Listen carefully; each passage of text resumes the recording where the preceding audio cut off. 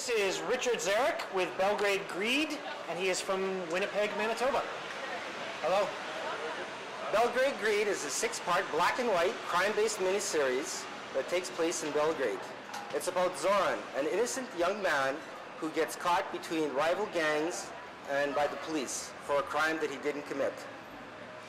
What happens in this story is he travels to Belgrade looking for work, and along the way he meets up with a femme fatale. The woman, the daughter of a powerful crime boss, is brutally and suddenly murdered. He's left holding the gun, but he doesn't remember a thing. This occurs at the end of issue number 1 and serves as the hook and the catalyst for this series as it triggers a gang war.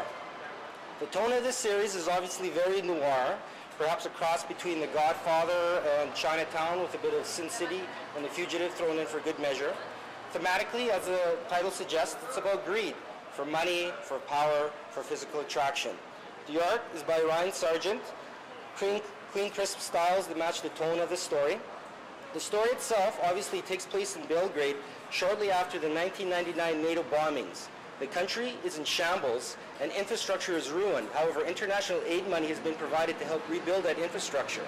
Companies vying for those contracts need to come up with enough bribe money with which to bribe elected officials. But of course, that's difficult to do during a crime war. With a strong emphasis on plot and character development, this story features crooked cops, double crosses, and a gang war, as Zoran must clear his name from a murder that he really didn't commit. I feel like the most original aspect of this pitch is where it's set and the time that it's set, and that kind of interests me. That's exactly why I did that. It's something that's a little bit different. It's in Europe, and it's in really the pariah of the world. Not too many people talk about Serbia other than some of the atrocities that have occurred. There's a lot of other dark underbelly things that have taken place there that we can discuss and talk about. But just because you set a typical story in an interesting place doesn't make it not typical. I mean, the setup for a crime he didn't commit seems like the most kind of cliched setup that you have for any kind of crime story. And I don't see, other than the setting, what distinguishes this. Do you? No, is there something more that you're not telling us about? Is there twists? Is there reasons for... Basically what's happening is, see this? The reason he doesn't remember is because the actual murderer is a crooked cop. She has had 2 different affairs. One with a thug from a different gang, because they were both drugged just as they were in this restaurant. The restaurant hadn't opened yet, so they were having some wine. He passes out. Suddenly he's got a gun in his hand, and he doesn't know what's going on. How did this occur? Why is he framed? What makes him so special that it matters? The cop found a scapegoat. The cop was being blackmailed by her. He was a crooked cop, and so he found an easy alibi. So he's just like a user that was an easy target? He's a guy, the wrong guy in the wrong place, and he's just an average Joe. And what makes this different than movies like The Fugitive and that, and those action movies, is he's a guy that gets beat up. He's the guy that gets thrown around and needs some help from his friends to figure out what's happened. What portrayal of the city is it? It's going to be very close. I have relatives that live in former Yugoslavia, in Croatia, and Bosnia, and Serbia. Photo references, all sorts of details such as that, architecture, that sort of thing. I'm going to try to maintain as true to real life as possible. Because obviously he's passive at the beginning.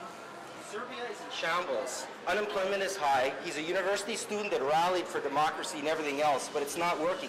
He has to go to the big city to find work. So he's just going along the way. She happens to be on the bus and sits beside him, and she uses him as protection from another jilted lover. It's a complex plot and a complex story, but it all interweaves together and comes together at the end. Well, I feel confident that you know what's going on, but I'm not sure I do all the way. But I kind of like it. Good job. It's an interesting setting. I think you're good at a good look. I don't know if the setting for the U.S. that setting's kind of difficult for selling it elsewhere. Well, that's why I like the setting, is because I thought I could make it accessible enough for the U.S. market, but then at the same time, there's European opportunities as well. V for Vendetta is based in London, same kind of thing. You need to find the MacGuffin. You need to find a special something in the story that twists it around. It twists it around. There is a MacGuffin. It's 2 million euros. The cop... Find out what it is and make that part of your pitch.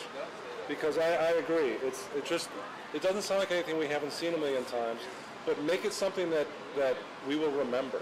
Maybe Find out what even that why- moment is. That would get me there. And it's also He's not important even for aware the of character to have a journey, not just a physical journey. Well, he does have the journey because at the end of the story, he's of course proven innocent. He just goes back home. He's had enough with Belgrade. It's too tough for him. I'm not sure it's enough. It's not an emotional arc for him, but figure that out, and I think you'll get a lot of interest It's in that. close. It's close. You've got a good launching point. Now you need to figure out what your story is. Yeah. Thank you, Good job. Tom. Thank But you. thank you.